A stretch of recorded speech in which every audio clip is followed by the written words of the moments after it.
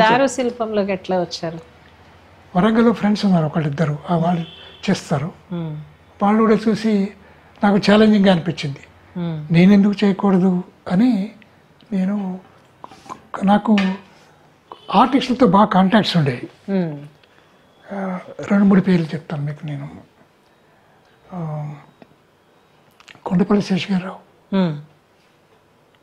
పేరు విన్నాను, PT Reddy, PT Reddy గారు, కాపురాజయ్య. పిటి రెడ్డి గారు వైఫ్ తెలుసు నాకు, యశోదారెడ్డి గారు మంచి ఫ్రెండ్ నాకు. కాపురాజయ్య గారు, కాపురాజయ్య, వీళ్ళందరూ సికేఎం కాలేజ్ లోపల సిల్వర్ జూబ్లీ సెలబ్రేషన్స్ అయినప్పుడు నాకు సహజంగా నాకు విజువల్ ఆర్ట్స్ మీద, నాకు ఫోటోగ్రఫీ మీద దాని మీద ఆసక్తితోటి తెలుగు యూనివర్సిటీ నుంచి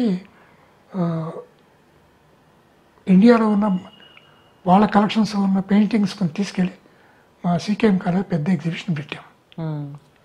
పెట్టి ఆ ఎగ్జిబిషన్కి ముగ్గురిని పిలిచాం. శేషరావు గారిని, రాజయ్య గారిని, తర్వాత పిటి రెడ్డి గారిని. వచ్చి వాళ్ళు స్టేజ్ మీద సన్మానం చేసి, సో అట్లా గోపాల్ రెడ్డి అని, ఎంజీ రెడ్డి, ఆయన కూడా వరంగల్ ఇంకా చేస్తూనే ఉన్నాడు. ఆయన ఎంత కలిసి వాళ్ళతో చూసి అట్లా ఇంట్రెస్ట్ తోటి నేను కూడా మొదలుపెట్టి నేను కూడా చేయడం మొదలుపెట్టి అట్లా ఒక 10 ఏళ్ళు మాత్రమే చేశాను. తర్వాత ఎన్ని చేస్తుంటారు? 20 దాకా చేశాను. కొన్ని ఇక్కడ ఉన్నాయి, కొన్ని మా ఫ్లాట్ ఇంకోటి రోడ్ అవుతుందని చెప్పాను కదా అక్కడ ఉన్నాయి, కొన్ని మా విజయ్ చేసి తీసుకెళ్ళిపోయాడు.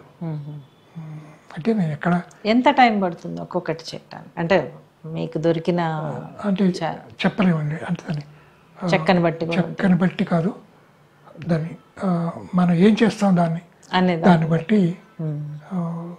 క్రియేటివ్గా చేయాలంటే ఎక్కువ టైం పడుతుంది. ఏదైనా బొమ్మ చూసి కాపీ చేయాలంటే ఈజీ. అట్లా చేశారా కొన్ని?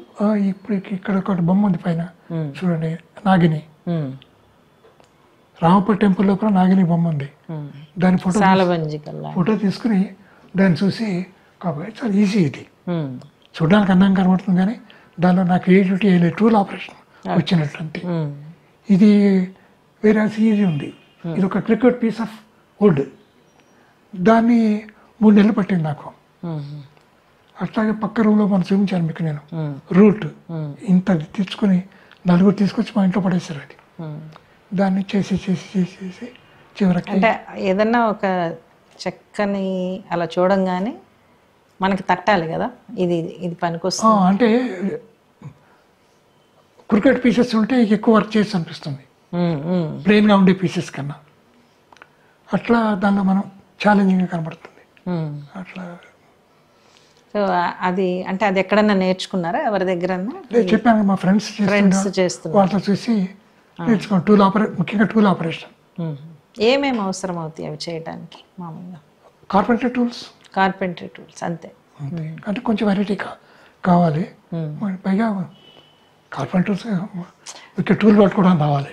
అంటే ఇప్పుడు ఫోటోగ్రఫీ అయినా, దారు శిల్పం అయినా, లేకపోతే కాక్టస్లైనా, యాత్రలైనా చాలా ఓపిక ఉండాలి. అది మీరు ఆ ఓపిక అనేది చాలా ముఖ్యమైనటువంటిది కదా. అంటే మనిషి ఎట్లా చెప్పాలి, నేను నాకు కూడా అర్థం కాదు. ఎందుకంటే నాకు ఆసక్తి ఉండేది, ఆసక్తి ఉండేది, ఇన్వాల్వ్ కావాలని ఉండేది. దానివల్ల గొప్పగా అచీవ్ చేసామో తెలియదు. అది పక్కకు పెట్టి ఆసక్తి మాత్రం ఉందని అనుకోవాలి, అంతే, అంతవరకే అనుకుంటాను.